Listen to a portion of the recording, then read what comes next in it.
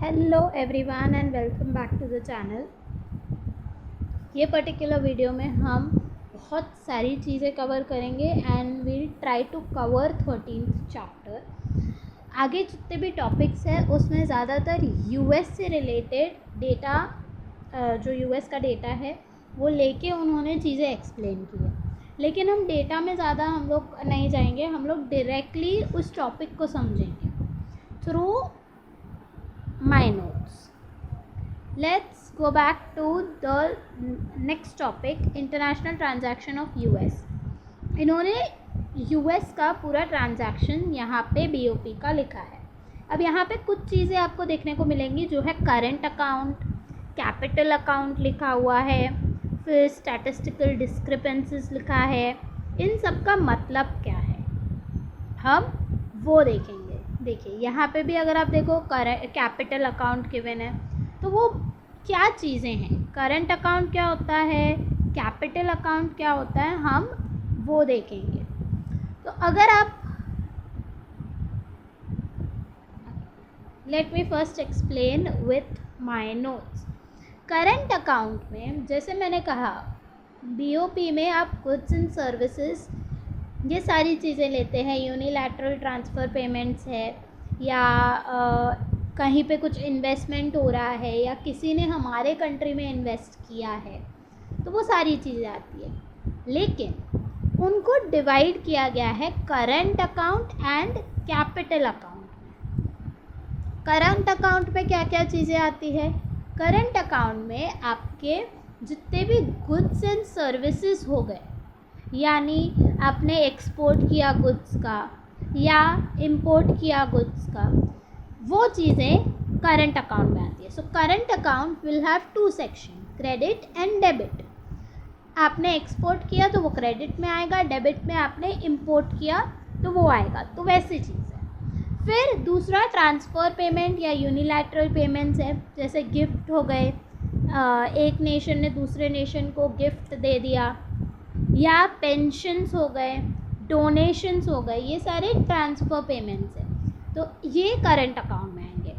तीसरी चीज़, जितना भी हमने इन्वेस्ट किया है, जो भी होम कंट्री ने दूसरे नेशन में इन्वेस्ट किया है, तो वहाँ से इंटरेस्ट मिल रहा है या प्रॉफिट मिल रहा है या डिविडेंड मिल रहा है, वो करंट अकाउंट में आता है। अब आते हैं हम समझते हैं कैपिटल अकाउंट में क्या क्या चीज़ें हैं। कैपिटल अकाउंट की बात करें तो कैपिटल अकाउंट में आपके बोरोइंग्स एंड लेंडिंग्स आते हैं। अगर हमें ज़रूरत पड़ी पैसों की, लेट्स से किसी पर्टिकुलर चीज़ के लिए, लेट्स से कंस्ट्रक्शन के लिए या हाईवे कंस्ट्रक्शन के लिए या कुछ भी इंफ्रास्ट्रक्चर के लिए हमें बोरोइंग करनी पड़ी, तो वो बोरोइंग जो है वो कैपिटल अकाउंट में दिखाया जाएगा। वेराज हमने किसी नेशन को हेल्प किया और लेंडिंग दी है, हमने गिफ्ट नहीं दिया, लोन के तौर पे दिया है, तो वो कैपिटल अकाउंट में आएगा। या किसी ने डायरेक्ट इन्वेस्टमेंट किया है तो वो कैपिटल अकाउंट में आएगा।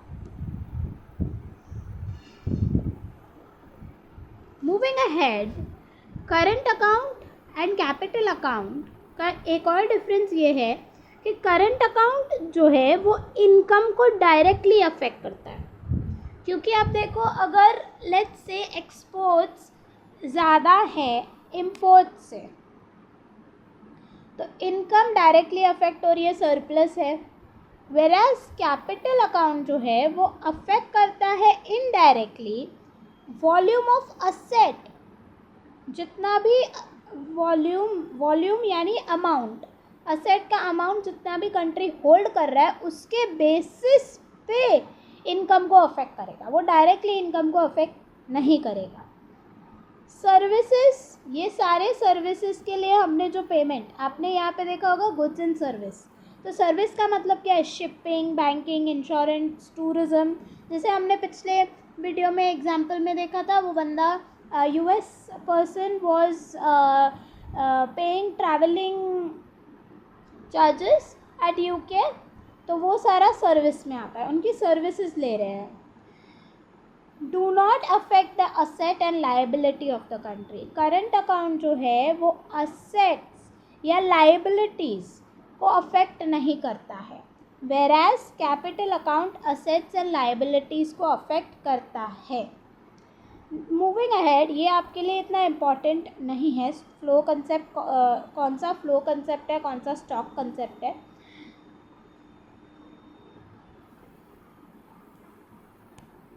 अब हम उनका डेफिनेशन जो यहाँ पे गिवन है हम वो रीड करते हैं। तो वो अगर आप 13.4 के सेक्शन में जाओ, वहाँ पे आपको दिखेगा the current account lumps together all the sales and purchase of currently produced goods and service. जैसे मैंने बोला, goods and service, import and export, investment का income, see they are not writing investment, they are writing incomes from investment income, interest, dividend, profit, unilateral transfers, जितना भी unilateral transfer, gift, pension और it is donations, ये सारे unilateral transfer में आएंगे, and provides the link between the nations international transaction। वो एक link बताता है कि इंटरनेशनली ट्रांजैक्शन कैसे हो रहा है दूसरे नेशन के साथ, एंड नेशन का खुद का इनकम भी बता सकता है कि हम सरप्लस में हैं, डेफिसिट में हैं, क्या है, वो सारी चीज़ें बताएगा। A current account surplus stimulates domestic production, surplus होगा यानी करंट अकाउंट में एक्सपोर्ट्स ग्रेटर देन इम्पोर्ट्स होंगे, यूनिलैटरल रिसीव जो है वो ज़्यादा होगा यूनिलैटरल पेमेंट से, ये सारी चीज़ें ऐड होके हमारे पास पैसे ज़्यादा आए हैं वेराज गए कम हैं, तो सरप्लस है करंट अकाउंट में। तो वो डोमेस्टिक प्रोडक्शन को स्टिमुलेट करेगा, क्यों? क्योंकि ज़्यादा प्रोडक्शन होगा, एक्सपोर्ट ज़्यादा हो रहा है, हमें पैसे डोनेशन में मिल रहे हैं तो हम कुछ प्रोडक्शन करेंगे, तो डोमेस्टिक प्रोडक्शन ज़्यादा होगा, जिसके वजह से उस प्रोडक्शन की वजह से लोग एम्प्लॉय होंगे, लोग एम्प्लॉय होने की वजह से इनकम जो है वो बढ़ेगा। वाइल अगर डेफिसिट होगा यानी इसका ऑपोजिट, इम्पोर्ट ज़्यादा कर रहे हैं हम यूनिलैटरल पेमेंट ज़्यादा दे रहे हैं, ये सारी चीज़ें ऐड होके हम डेफिसिट में, खर्चा ज़्यादा कर रहे हैं, पैसे आ कम रहे हैं, तो डेफिसिट में है तो वो डोमेस्टिक प्रोडक्शन को कम करेगा और इनकम को घटाएगा। So this is what current account is. तो जैसे मैंने कहा वो इनकम को डायरेक्टली अफेक्ट करता है। नेक्स्ट, कैपिटल अकाउंट के बारे में क्या लिखा हुआ है? Capital account includes for the most part debt forgiveness and goods and financial asset that migrants take with them as they leave or enter the country।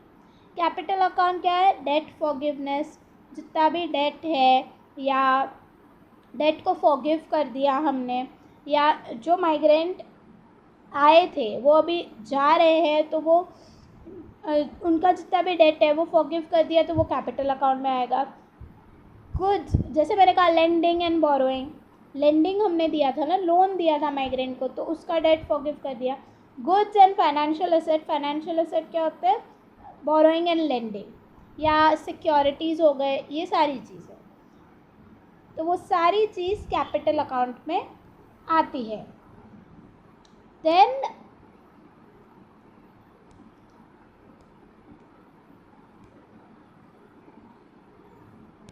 So current account capital account मैंने cover किया। अब आते हैं कि official reserve asset क्या होता है। Official reserve asset भी आपको बीओपी में देखने को मिलेगा।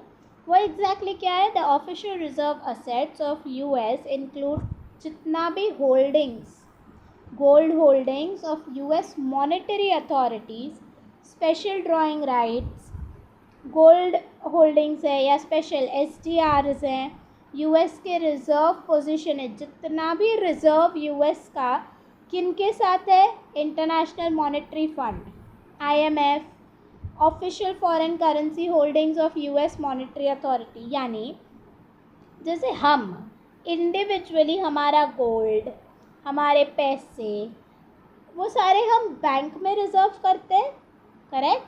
हम बैंक में उसे रिज़र्व करके रखते हैं कि अगर काम आएगा तो हम यूज़ करेंगे, वैसे ही नेशन एज अ होल अपने गोल्ड होल्डिंग्स, अपने एस टी आर्स एक तरीके का आप समझ सकते हो सर्टिफिकेट है। जैसे हम एफडी देते हैं, एफडी ले लेते हैं, फिक्स डिपॉजिट का सर्टिफिकेट लेते हैं, वैसे ही एसटीआर आप समझ सकते हो।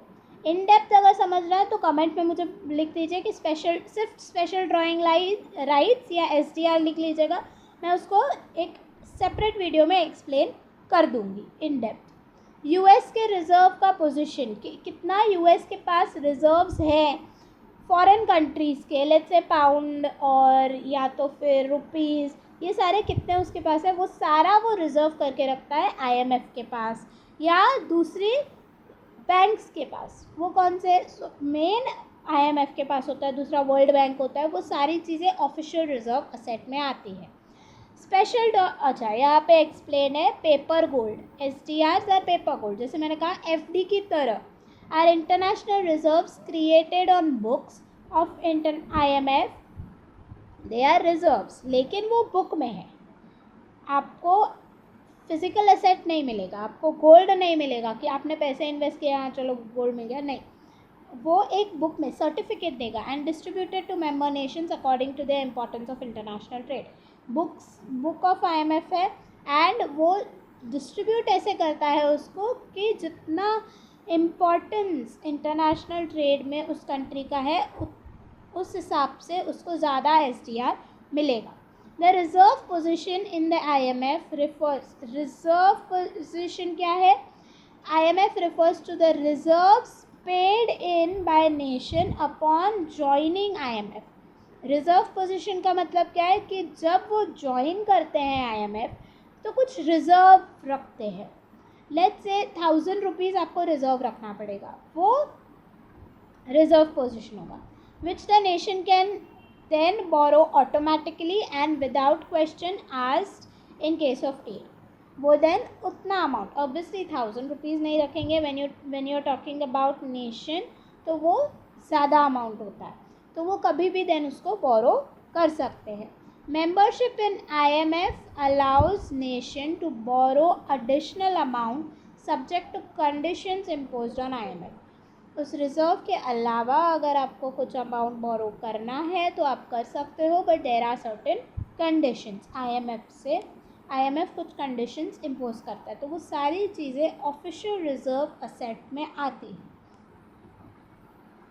स्टैटिस्टिकल डिस्क्रिपेंसीज क्या होता है, स्टैटिस्टिकल डिस्क्रिपेंसीज इनकरेक्ट रिकॉर्डिंग अगर आप कर रहे हो या आपने रिकॉर्ड किया ही नहीं है कोई ट्रांजैक्शन, तो वो स्टैटिस्टिकल डिस्क्रिपेंसी आता है। Note that statistical discrepancy results from incorrectly recording और from not recording at all only one side of some transaction. कब आता है, जैसे मैंने कहा हर एक ट्रांजैक्शन दोनों साइड में एंट्री होती है, credit and debit side.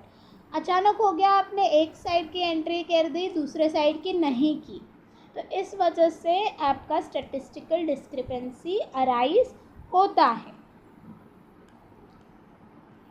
Below the current, तो ये मैंने आपको एक्सप्लेन कर दिया करंट एंड कैपिटल अकाउंट। इसके अलावा below the current and capital account there is financial account. अगर आप टेबल पे जाएं, टेबल पे हम अगर देखें तो करंट एंड कैपिटल अकाउंट के बाद there is financial account. Financial account में क्या एंटर होता है वो हम देखेंगे। The financial account shows the US owned asset abroad. जितने भी US के असेट्स अब्रॉड में हैं, जितने भी उन्होंने असेट ओन करके रखे हैं, जैसे सिक्योरिटीज़ हो गए, FD हो गए, ये सारे, एंड फॉरेन ने जितने भी US में ओन करके रखे हैं, उनका नेट फाइनेंशियल अकाउंट में दिखाता है। The US covered its current account deficit with an equal net financial account including statistical discrepancies surplus। यानी वो कह रहा है कि करंट अकाउंट का जो डेफिसिट था उसको इक्वल, डेफिसिट मतलब हम लोग बोल रहे हैं कि खर्चा 500 से ज़्यादा हो गया, यानी 500 रुपये का, let's say for example I am giving कि 500 रुपये का खर्चा ज़्यादा हो गया, इनकम 500 कम थे, तो डेफिसिट होगा 500 का।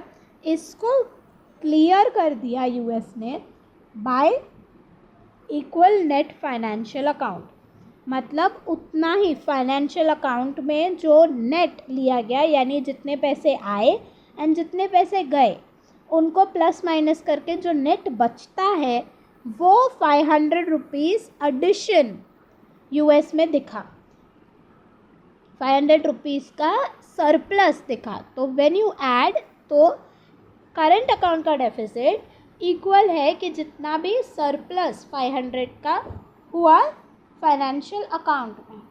We have seen about that the financial account includes both private and official capital flows. Financial account में प्राइवेट कैपिटल फ्लो, जैसे इंडिविजुअल ने इन्वेस्ट कर दिया, वो सारी चीज़ें आती है। ऑफिशियली किसी कंपनी ने इन्वेस्ट किया, वो चीज़ें आती है। If net private capital inflows to the nation are not sufficient, अगर let's say net capital inflow जितना भी हुआ है उससे डेफिसिट कवर नहीं हो रहा है करंट एंड कैपिटल अकाउंट का, then the nation is set to have deficit in balance of payment equal to the difference which needs to be covered by net credit balance on official reserve transaction।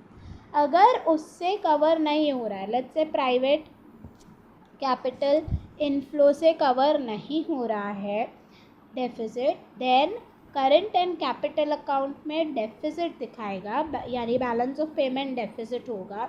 And तब उसको equal करने के लिए net credit balance official reserve transaction से आपको cover करना पड़ेगा, यानी उनसे आप बोरो कर सकते हो कि हमें डेफिसिट है हमारे पास, आप हमें पैसे ऑफिशियल रिजर्व अकाउंट से दे दीजिए।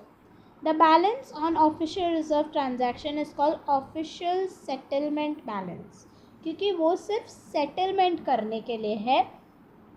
देखो सिंपली से ही, अगर हम खर्चा ज़्यादा कर रहे हैं, हमारे पास इनकम उतना नहीं है, तो हम ऑब्वियसली वो ज़्यादा खर्चा किसी से बोरो करके दे देते हैं।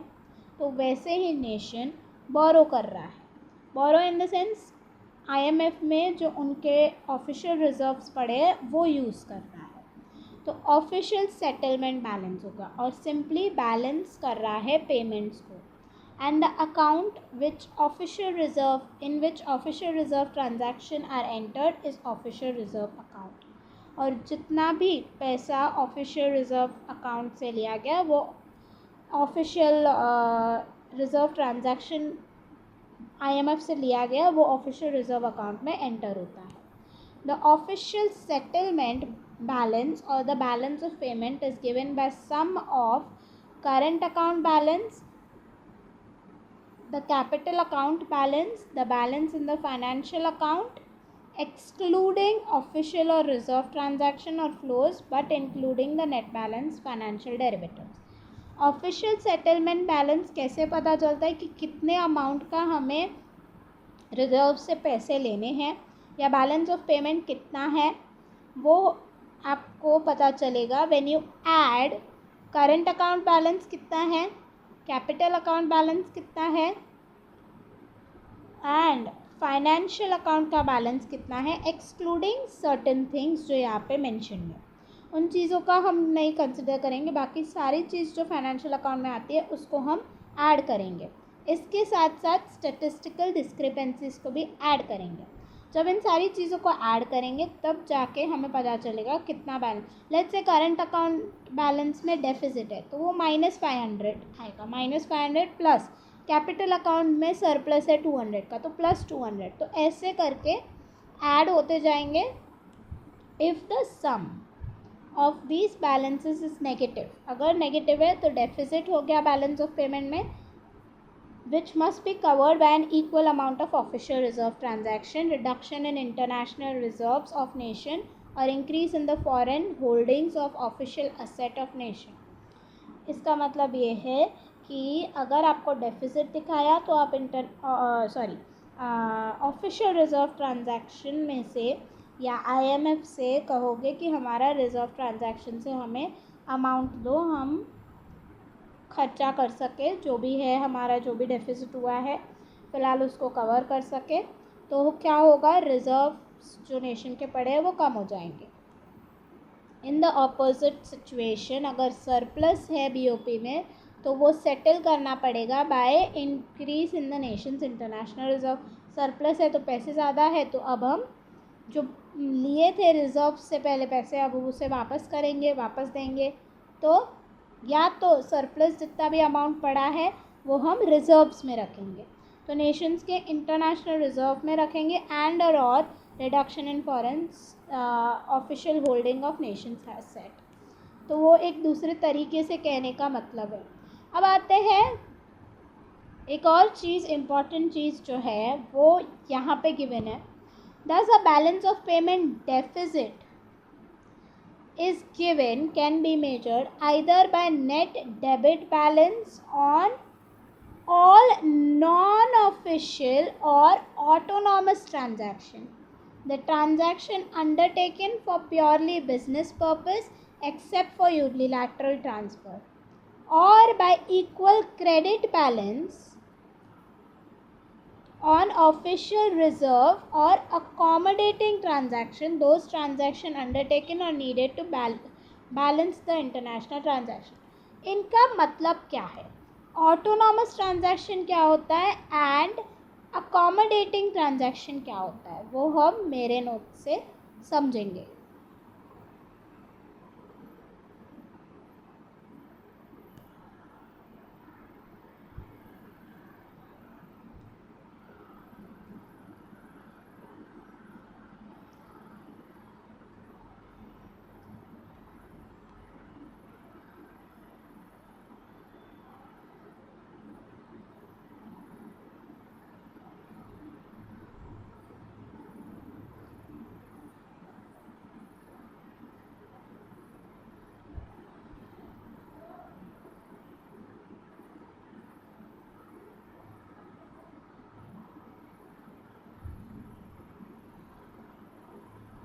ये सारे आप देख सकते हो बीओपी कैपिटल अकाउंट में क्या क्या चीज़ें आती है। एक्सटर्नल असिस्टेंस यानी बोरोइंग अगर फॉरेन से लिया गया है at concessional rate of interest तो वो आता है। दूसरा कॉमर्शियल बोरोइंग्स यानी government of India and private sector borrow funds from world money market. World money market जैसे मनी मार्केट है हम नेशन का, वैसे ही वर्ल्ड का मनी मार्केट है, तो वहाँ से लिया गया है, लेकिन ये हायर रेट ऑफ इंटरेस्ट पे होता है। Then you have banking capital transaction. Banking capital transaction क्या होता है, they refers to transaction of external financial asset and liabilities of commercial bank and cooperative bank operating as authorized dealers in foreign exchange। तो financial asset, external financial asset and liabilities का transaction करना banking capital transaction कहलाता है। Non resident deposit, अगर कोई NRI है उसने यहाँ पे हमारे कंट्री में डिपॉजिट किया है तो वो कैपिटल अकाउंट में आएगा। फॉरेन इन्वेस्टमेंट, फॉरेन ने इन्वेस्ट किया है, foreign company invested in India. There are two types of investment, FDI and portfolio investment. FDI पूरा सेटअप करता है यहाँ पे और सारे important decisions the person can take. FPI या एफआईआई वो सिर्फ इन्वेस्ट कर रहा है, शेयर्स ले रहा है, उसका कोई इन्वॉल्वमेंट नहीं है। रेमिटेंसेस फ्रॉम अब्रॉड, यानी रेमिटेंसेस क्या होता है कि हमारे यहाँ के नेशन के लोग बाहर जाके रह रहे हैं लेकिन अपने फैमिली को यहाँ पे पैसे भेज रहे हैं, तो वो रेमिटेंसेस अब्रॉड से हो गए। तो वो सारी चीज़ें कैपिटल अकाउंट में आती है।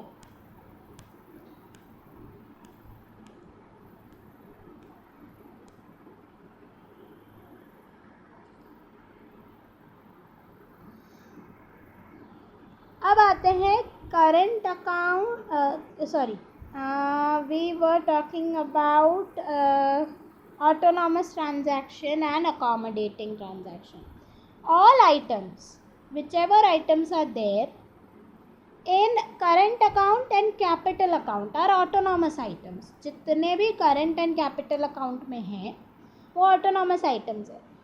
These are above the line items, यानी ये जो है ऑटोनॉमस आइटम, ये किसी के वजह से हमने नहीं किया। जैसे लेट्स से आपने कुछ खर्चा किया, इंपोर्ट किया, क्या आपने किसी के वजह से किया? नहीं। आपने एक्सपोर्ट किया, पैसे आए, वो किसी के वजह से नहीं हुआ। वजह से नहीं हुआ मतलब आपने कुछ करेक्ट करने के लिए नहीं किया। मेरे यहाँ पे अगर डेफिसिट है तो मैं करेक्ट करने के लिए कुछ कर रही हूँ, तो वैसी चीज़ ऑटोनॉमस में नहीं आएगी। ऑटोनॉमस में जितना भी आइटम्स हैं, current account and capital account, वो कुछ करेक्ट करने के लिए नहीं है। मैंने लिखा भी है, देखो, एडजस्टमेंट के लिए नहीं हो रहा है, ये ऑटोनॉमस है। इर्रिस्पेक्टिव क्या सिचुएशन है, हम ये खरीदेंगे या हम ये पेमेंट करेंगे, वो चीज़ है। अकोमोडेटिंग आइटम क्या होता है? Compensating the short term capital. क्या है ये? बिलो द लाइन है, यानी जो भी डिसइक्विलिब्रियम है ऑटोनॉमस अकाउंट में, वो करेक्ट करने के लिए हम बोरो करेंगे, वो अकोमोडेटिंग में आएगा। सिंपली सेइंग, अगर आप अपने घर का खर्चा लेते हो, घर का खर्चा ये हुआ, लेट्स से यहाँ पे एक्सपेंडिचर लिखा, यहाँ पे इनकम लिखा, हाँ यहाँ पे इनकम लिखा, ट जो भी आपने लिखा वो सारी चीज़ें ऑटोनॉमस होंगी।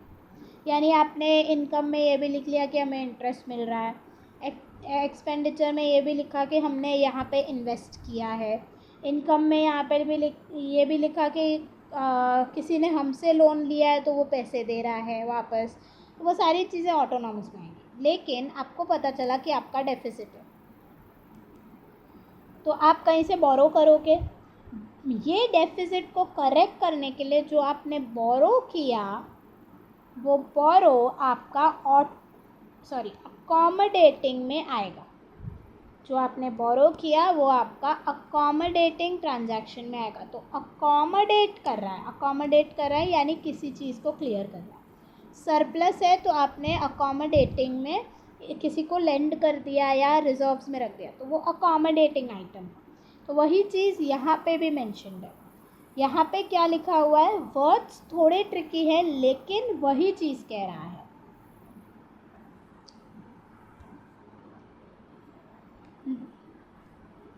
Balance of payment deficit is given either by net debit balance on all non-official or autonomous transaction. Autonomous transaction, the transaction undertaken for purely business purpose. वो प्रॉफिट मेकिंग के लिए है, अकोमोडेटिंग प्रॉफिट मेकिंग के लिए नहीं है। Export करते हो आप प्रॉफिट कमाने के लिए, बिजनेस पर्पस है। या इसमें से यूनिलैटरल ट्रांसफ़र छोड़ देते हैं। Obviously unilateral transfer is not for profit earning या और बाय इक्वल। तो यहाँ पे डेफिसिट होगा, तो डेफिसिट होगा तो हम क्या करेंगे? बोरो करेंगे मतलब अकोमोडेटिंग ट्रांजैक्शन में एडिशन होगा, एडिशन यानी क्रेडिट। सो अगर यहाँ पे डेफिसिट है, इक्वल क्रेडिट बैलेंस होगा ऑफिशियल रिजर्व्स में या अकोमोडेटिंग ट्रांजैक्शन में, those transaction undertaking are needed to balance the international transaction. जो बैलेंस ऑफ पेमेंट में डेफिसिट या सरप्लस आया, उसको करेक्ट करने के लिए हम जो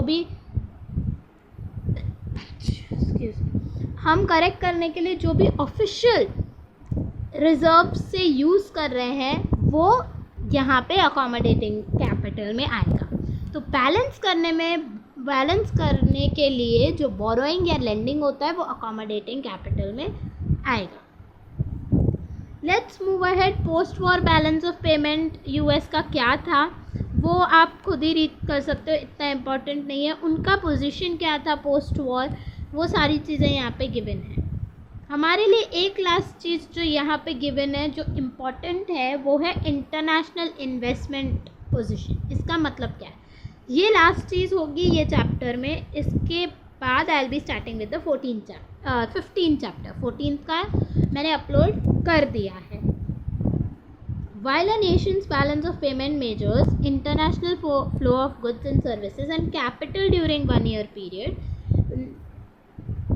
ये क्या बताता है? बैलेंस ऑफ पेमेंट क्या बताता है? Flow of goods and services and capital एक साल में इंटरनेशनल इन्वेस्टमेंट पोजीशन क्या बताता है total amount and distribution of Nations asset abroad and foreign asset in nation, जितना भी नेशन का असेट अब्रॉड में है एंड फॉरेन का असेट हमारे पास है, वो ये बताता है।